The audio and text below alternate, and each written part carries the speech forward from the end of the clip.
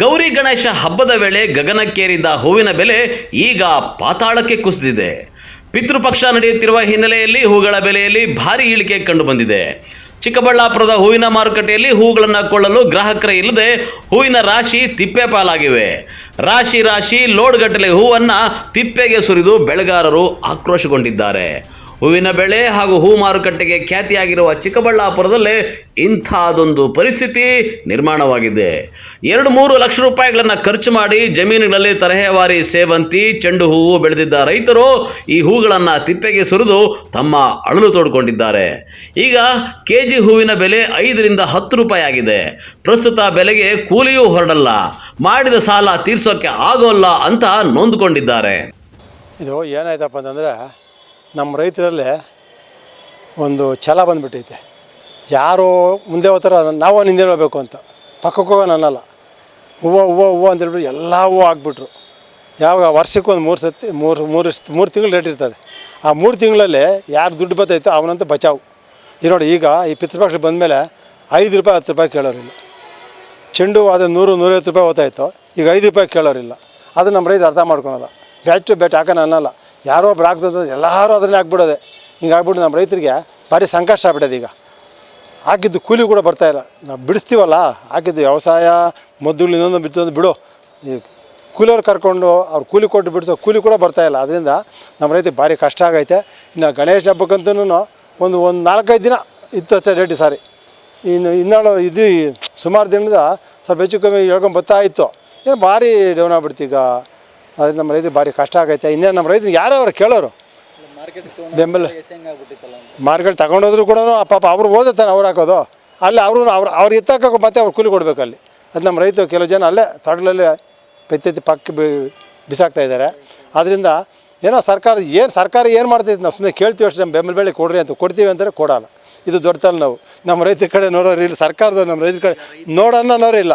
ಸಾಲ ಮಾಡಿ ಹಾಕಿರ್ತಾರಲ್ವ, ಈ ಥರ ಬೇಸಿದ್ರೆ ಒಂದು ರೀತಿಯಾಗಿ ಅವ್ರಿಗೂ ಸಂಕಟ ಆಗುತ್ತಲ್ಲ ರೈತರು. ಸಂಕಷ್ಟ ಏನಪ್ಪ, ಈಗ ಕೆಲವು ರೈತರು ಮನೆಯಿಂದ ಈಚೆಗೆ ಬರ್ತಾಯಿಲ್ಲ, ಮರ್ಯಾದೆಗೆ ಭಯಪಟ್ಟು ಇಲ್ಲಿ ಸಾಲಗಳು ಮಾಡಿರ್ತಾರೆ. ಈಗ ನಾನೇ ವ್ಯವಸಾಯ ಅಂಗಡಿಗಳಲ್ಲಿ ಸಾಲ ಮಾಡಿದ್ದೀನಿ. ಮನೆ ಸ್ವಲ್ಪ ನನ್ನ ಕೃಷಿ ಅಂತ ಹಾಕಿದ್ನಿ, ಮಳೆ ಬಂದುಬಿಡ್ತು, ಎಲ್ಲ ಇನ್ನೇನು ಕೊಯ್ಬೇಕು, ಕೆಂಪಗಾಗೋಯ್ತು. ಸುಮಾರು ಒಂದು 2 ಟನ್ ಕೊಯ್ದು ಬಿಸಾಕ್ತು. ಆ ಟೈಮ್ನಾಗ 400-500 ರೂಪಾಯಿ ಇತ್ತು ಒಂದು kg ರೇಟ್ ಬಂದು. ಆ 2 ಟನ್ ಸಿಕ್ಕಿದ್ದು ನನಗೆ 1 ಲಕ್ಷ ಬರೋದು. ಕನಿಷ್ಠ ಇವಾಗ 2 ಲಕ್ಷನ ಬರಲಿಲ್ಲ. ಈಗ ಕೊಯ್ದು ರೋಡ್ಗೆ ತಿಪ್ಪೆಗೆ ಹೆಂಗಾಯ್ತಲ್ಲ ಹೂವು ಅಂತ ಏನು ಮಾಡ್ತೀರಾ? ಎಷ್ಟು ಬೇಕು ಎಷ್ಟು ತೋಟ ಹೋದೈತೆ. ಹೂವನ್ನ ತೋಟದಲ್ಲೆಲ್ಲ ಹೂವು ಬಿಟ್ಬಿಟ್ರೆ ಅದು ಕಿಳದೆ ಹೋದರೆ ಮತ್ತೆ ತೋಟನೂ ಹೋಗ್ಬಿಡ್ತೈತೆ. ಅದಕ್ಕೆ ಅದೇ ಕೂಲಿ ಕೊಟ್ಟು ಅದಕ್ಕೂ ಸಾಲ. ಹಿಂಗಾಗ್ಬಿಟ್ಟು ರೈತದ್ದು ಭಾರಿ ಸಂಕಷ್ಟ ಆಗೈತೆ ಹೂಗಳಲ್ಲಿ. ಅದನ್ನು ದಸರಾಗೆಲ್ಲ ಕಾಯ್ತಾ ಇದ್ದಾರೆ ಅಂತಾನೆ. ಈಗ ಏನಾಗ್ತೈತೆ ಅಂದರೆ, ದಸರಾ ಕಾಯಬೇಕು ಅಂತಂದರೆ ಈಗ ತೋಟ ರೆಡಿ ಮಾಡ್ಬೇಕು ಮತ್ತೆ. ಈಗ ಮತ್ತೆ ಸಾಲ. ಈ ಹೂಗಳದು ಏನೋ ನೋಡ್ಬಿಟ್ಟು ಹಾಕ್ಬಿಡ್ತೀವಿ. ಈ ಮೊದಲು ಹೇಳ್ತಿದ್ವಿ ನೋಡು, ಪತ್ತೆ ತೀರ್ಸ್ತೀನಿ ಬಾವಗಾರು ಅಂತ. ಹಂಗಾಗ್ಬಿಡ್ತದೆ ನಮ್ಮ ರೈತರ ಕೆಲಸ. ಇವಾಗ ಒಬ್ಬರ ಕಡೆ ನೋಡಿ ಎಲ್ಲರೂ ಅದೇ ಕುರಿಗಳು ಅದೇ ಒಂದೇ ಲೈನ್ ಹೋಗ್ಬಿಟ್ಟು ಈಗ ಹಿಂಗೆ ಹಾಳಾಗ್ತಾರೆ. ನಿಮ್ಮ ಹೆಸರು? ಎಂ ರಾಮಂಜಯಪ್ಪ ಅಂತ, ರೈತ ಸಂಘ ತಾಲೂಕು ಅಧ್ಯಕ್ಷರು, ಮಲ್ಕೊಂಡೆ ರಾಮಂಜಯಪ್ಪ ಅಂತ. ಇನ್ನು ಹೂವಿನ ಬೆಲೆ ಇಳಿಕೆ ಸಂಬಂಧ ಮಾತನಾಡಿದ ಹೂವಿನ ವರ್ತಕರ ಸಂಘದ ಅಧ್ಯಕ್ಷ ರವೀಂದ್ರ ಅವರು, ಪಿತೃಪಕ್ಷ ಹಿನ್ನೆಲೆಯಲ್ಲಿ ಶುಭ ಸಮಾರಂಭಗಳು ನಡೀತಾ ಇಲ್ಲ. ದೇಶದಾದ್ಯಂತ ರಫ್ತಾಗ್ತಾ ಇದ್ದ ಹೂಗಳಿಗೆ ಈಗ ಬೇಡಿಕೆ ಇಲ್ಲ. 200-300 ರೂಪಾಯಿ ಬೆಲೆ ಇದ್ದ ಹೂವಿನ ಬೆಲೆ ಈಗ 5 ರೂಪಾಯಿಯಿಂದ 20 ರೂಪಾಯಿಗೆ ಕುಸಿದಿದೆ. ಸೇವಂತಿ, ಚೆಂಡು ಹೂಗಳನ್ನ ಯಾರು ಕೇಳೋರೇ ಇಲ್ಲ. ಮಾರುಕಟ್ಟೆಯಲ್ಲಿ ಹೂವು ಮಾರಾಟವಾಗ್ತಾ ಇಲ್ಲ, ಇರೋ ಹೂಗಳನ್ನ ಬಿಸಾಡ್ತಾ ಇದ್ದೇವೆ ಎಂದು ತಿಳಿಸಿದರು.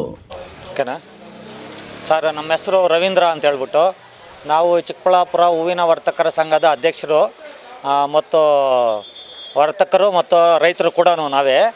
ಆದರೆ ಇವಾಗ ಒಂದು ವಾರದಿಂದ ಈಚೆಗೆ ಪಿತೃಪಕ್ಷಗಳು ಸ್ಟಾರ್ಟ್ ಆದಾಗಿಂದ ಏನು ಹೂವುಗಳ ರೇಟ್ ಬೆಲೆಗಳೇ ಇಲ್ಲ, ನಿಲ್ಲು ಆಗೋಗಿದೆ. ಗಣೇಶನ ಬಿಟ್ಟಾಗಿಂದನೂ ಅಷ್ಟೇ, ಪಿತೃಪಕ್ಷ ಸ್ಟಾರ್ಟ್ ಆಗಿಂದನೂ ಮತ್ತು ನೆಕ್ಸ್ಟ್ ಅಮಾವಾಸ್ಯೆ ಬರೋವರೆಗೂ ಯಾವುದೇ ಕಾರಣಕ್ಕೂ ಏನು ರೇಟೂ ಇಲ್ಲ. ಚಾಮಂತಿಗೆ ಬಂದ್ಬಿಟ್ಟು 10 ರೂಪಾಯಿಂದ 20 ರೂಪಾಯಿ, ರೋಸು ಹೂವು ಬಂದು 10 ರೂಪಾಯಿಂದ 20 ರೂಪಾಯಿ, ಚೆಂಡು ಹೂವೆಲ್ಲ ನೋ ಸೇಲ್ಸೇ ಇಲ್ಲ. ಅವೆಲ್ಲ ಆಚೆ ಬಿಸಾಕ್ತಾ ಇದ್ದೀವಿ. ಮತ್ತು ಚೆನ್ನಾಗಿರೋ ಹೂಗಳು ಮಾತ್ರ ಹೋಗ್ತಾ ಇದೆ. ಸ್ವಲ್ಪ ತ್ಯಾವ ಇರೋದು ಇಂಥವೆಲ್ಲ ಎಲ್ಲೂ ಹೋಗ್ತಾನೆ ಇಲ್ಲ. ಎಲ್ಲ ಆಚೆ ಕಡೆ ಬಿಸಾಕ್ಬಿಟ್ಟು ರೈತರಿಗೆ ಬ್ಯಾಗ್ 100 ರೂಪಾಯಿ 200 ರೂಪಾಯಿ ಕೊಟ್ಬಿಟ್ಟು ನಾವೇ ಆಚೆ ಕಡೆ ಬಿಸಾಕ್ಬಿಟ್ಟು ಕಳಿಸ್ಬಿಡ್ತಾ ಇದ್ವಿ. ನಾವು ಆಚೆ ಕಡೆ ಎಲ್ಲ ಎಕ್ಸ್ಪೋರ್ಟ್ ಮಾಡ್ತಾ ಇದ್ದೀವಿ. ಈ ಟೈಮಲ್ಲಿ ಪಿತೃಪಕ್ಷಗಳು ಅಂತೇಳಿ ಹೈದರಾಬಾದು, ವಿಜಯವಾಡ ಮತ್ತು ರಾಜಮಂಡ್ರಿ ಮತ್ತು ಗೌರಿಬಿದನೂರು, ಮಂಚನಹಳ್ಳಿ, ಈ ಥರ ಈ ಕಡೆ ಎಲ್ಲೆಲ್ಲ ಬೆಂಗಳೂರು ಈ ಕಡೆ ಎಲ್ಲ ಕಳಿಸ್ತಾ ಇರ್ತೀವಿ. ಇದ್ದೀವಿ. ಆದರೆ ಅವರು ಕೂಡ ಏನು ಸೇಲ್ಸ್ ಇಲ್ಲ ಅಂತ ಹೇಳ್ಬಿಟ್ಟು ನಾವು ಕಳಿಸಿರೋ ಹೂಗಳನ್ನು ಎತ್ತಿ ಆಚೆ ಬಿಸಾಕ್ಬಿಟ್ಟು ವಾಟ್ಸಪ್ಪಲ್ಲಿ ಕಳಿಸೋಣ, ಬಾಡಿಗೆ ದುಡ್ಡು ಕೊಡ್ತಾ ಇಲ್ಲ ಅಂತ ಹೇಳ್ಬಿಟ್ಟು ಎಲ್ಲರೂ ಆಚೆ ಬಿಸಾಕ್ತಾ ಇದ್ದಾರಂತೆ. ಯಾವುದೇ ಕಾರಣಕ್ಕೂ ರೇಟ್ ಮಾತ್ರ ಇವಾಗ ಪಿತೃಪಕ್ಷ ಆಗೋವರೆಗೂ ರೇಟ್ ಇರೋದೇ ಇಲ್ಲ. ಆದರೆ ರೈತರಿಗಂತೂ ತುಂಬ ನಷ್ಟ ಆಗ್ತಾ ಇದೆ. ಯಾಕೆಂದರೆ ಅವ್ರಿಗೆ ಕೂಲಿ ಕೊಯ್ಯೋದಕ್ಕೆ ಕೊಡಬೇಕು, ಮತ್ತು ಅಲ್ಲಿಂದ ಎತ್ಕೊಂಡ್ಬರೋದಕ್ಕೆ ಪೆರೇಸಂದ್ರ, ಬಾಗೇಪಲ್ಲಿ ಈ ಕಡೆಯಿಂದ ಎಲ್ಲ ಬರ್ತಾರೆ. ಅವ್ರಿಗೆಲ್ಲ ಇದು ಬಾಡಿಗೆ ದುಡ್ಡು ಕೂಡ ಬರ್ತಾ ಇಲ್ಲ. ಅವ್ರು ನಾವು 150 ಏನೋ ಕೊಟ್ಬಿಟ್ಟು ಬಾಡಿಗೆ ಇದು ಪೆಟ್ರೋಲ್ ದುಡ್ಡು ಕಟ್ಬಿಟ್ಟು ಕಳಿಸ್ಬಿಡ್ತಾ ಇದ್ದೀವಿ. ನಾವು ಎತ್ತು ಆಚೆ ಬಿಸಾಕ್ತಾ ಇದ್ದೀವಿ, ಎಲ್ಲ ತೋಟಗಳಿಗೆ ಅಲ್ಲಿ ಇಲ್ಲಿ ತಗೊಂಡೋಗಿ ಹಾಕ್ತಾ ಇದ್ದೀವಿ. ಮತ್ತು ಇಲ್ಲೇ ಆಚೆ ಕಡೆನೇ ಸುಮಾರು ಟನ್ನುಗಳು ಆಚೆ ಬಿಸಾಕ್ತಾ ಇದ್ದೀವಿ. ಮತ್ತು ವರ್ತಕರಿಗೂ ಕೂಡ ಇವಾಗ ಏನು ವ್ಯಾಪಾರ ಇಲ್ಲ ಅಂತ ಹೇಳ್ಬಿಟ್ಟು ಅವರು ಯಾರೂ ಬರ್ತಾ ಇಲ್ಲ. ನಾವೇ ಬಲವಂತ ಮಾಡಿ ಕಳಿಸ್ರೇನು ಕೂಡ ಯಾವುದು ಬರ್ತಾ ಇಲ್ಲ. ಅದಕ್ಕೆ ರೈತರಿಗೂ ವರ್ತಕರಿಗೂ ಯಾರಿಗೂ ಕೂಡ ಈ 15 ದಿವಸ ಮಾತ್ರ ಏನೇ ಹೂಗಳು ರೇಟ್ ಬೆಲೆ ಇಲ್ದಿರೋಕ್ಕೆ ಎಲ್ಲರಿಗೂ ನಷ್ಟ ಆಗ್ತಾ ಇದೆ ಅಂತ ಹೇಳ್ಬಿಟ್ಟು ಈ ಸಂದರ್ಭ ತಿಳ್ತಾ ಇದೆ. ಅದರಲ್ಲಿ ಮಳೆ ಬೇರೆ ಬಿಡ್ತಾ ಇದೆ. ಮತ್ತು ಮೊದಲು ಒಂದು ಸುಮಾರು ದಿವಸ 15 ದಿವಸ 20 ದಿವಸ 1 ತಿಂಗಳವರೆಗೂ ಮಳೆಗಳು ಬೆಳೆ ಬಂದು ಅವಾಗಲೂ ಸ್ವಲ್ಪ ಲಾಸ್ ಆಯಿತು. ಸ್ವಲ್ಪ ಬೆಳೆದಿರೋರಿಗೆ ಸುಮಾರು ಗಣೇಶ ಹಬ್ಬಕ್ಕೆ ಮತ್ತು ವರಮಹಾಲಕ್ಷ್ಮಿ ಹಬ್ಬಕ್ಕೆ ಸ್ವಲ್ಪ ಕಾಸಾಯಿತು. ಮತ್ತು ಇವಾಗಂತೂ ತುಂಬ ಲಾಸ್ ಆಗ್ತಾಯಿತ್ತು. ಮತ್ತು ಇನ್ನು ಈ 15 ದಿವಸ ಅಮಾವಾಸ್ಯೆಯಿಂದ ಆಗೋದ್ಮೇಲೆ ದಸರಾ ಹಬ್ಬ ಮತ್ತು ಅಮಾವಾಸ್ಯೆ ಹಬ್ಬ ಇವೆಲ್ಲ ಬರ್ತೈತೆ, ದೀಪಾವಳಿ ಹಬ್ಬ, ಅವಾಗೆಲ್ಲ ಸ್ವಲ್ಪ ಏನೋ ಕಾಸಾಗ್ಬೋದು. ಶಬ್ಬಿ ಚಿಕ್ಕ ಮಳೆ ಇಲ್ತಾ ಇದ್ದರೆ ಪರವಾಗಿಲ್ಲ ಅನ್ನಿಸ್ತೈತೆ ಸರ್. ಇಷ್ಟೇ ಹೇಳ್ಬಿಟ್ಟು ಹೇಳೋದಕ್ಕೆ ಇಷ್ಟಪಡ್ತಾಯಿದ್ವಿ. ಇನ್ನು ಜನವರಿಯಲ್ಲಿ ಹೂವಿನ ನಾರು ನಾಟಿ ಮಾಡಿದರೆ ಆಗಸ್ಟ್ ಸೆಪ್ಟೆಂಬರ್ ತಿಂಗಳಲ್ಲಿ ತೋಟ ತುಂಬ ಫಸಲು ಬಿಡ್ತದೆ. ಈ ಹೂಗಳಿಗೆ ಗೌರಿ ಗಣೇಶ ಹಬ್ಬ, ವರಮಹಾಲಕ್ಷ್ಮಿ ಹಾಗೂ ಓಣಂ ಹಬ್ಬಗಳಲ್ಲಿ ಹೆಚ್ಚಿನ ಬೇಡಿಕೆ ಇರುತ್ತದೆ. ಗಣಪತಿ ಹಬ್ಬದ ಸಂದರ್ಭದಲ್ಲಿ ಕೆಜಿ ಹೂವಿಗೆ 200ರಿಂದ 300 ರೂಪಾಯಿ ಇತ್ತು. ಹಬ್ಬದ ಬಳಿಕ ಇದೀಗ 5 ರೂಪಾಯಿಯಿಂದ 20 ರೂಪಾಯಿನಷ್ಟು ಬೆಲೆಗೆ ಇದು ಇಳಿದಿದೆ. ಇದರಿಂದ ರೈತರು ಮಾಡಿದ ಖರ್ಚಿನ ಹಣವೂ ಸಹ ಭಾರದಂತಾಗಿದೆ. ಬೆಲೆ ಇದ್ದಾಗ ಬೆಳೆ ಇಲ್ಲ, ಬೆಳೆ ಇದ್ದಾಗ ಬೆಲೆ ಇಲ್ಲ ಅನ್ನೋ ಸ್ಥಿತಿ ಹೂವಿನ ಬೆಳೆಗಾರರದ್ದಾಗಿದೆ. ಕ್ಯಾಮ್ರಾಮನ್ ಪ್ರವೀಣ್ ಜೊತೆ ಕಳವಾರ ಅರುಣ್, MMTV ನ್ಯೂಸ್, ಚಿಕ್ಕಬಳ್ಳಾಪುರ.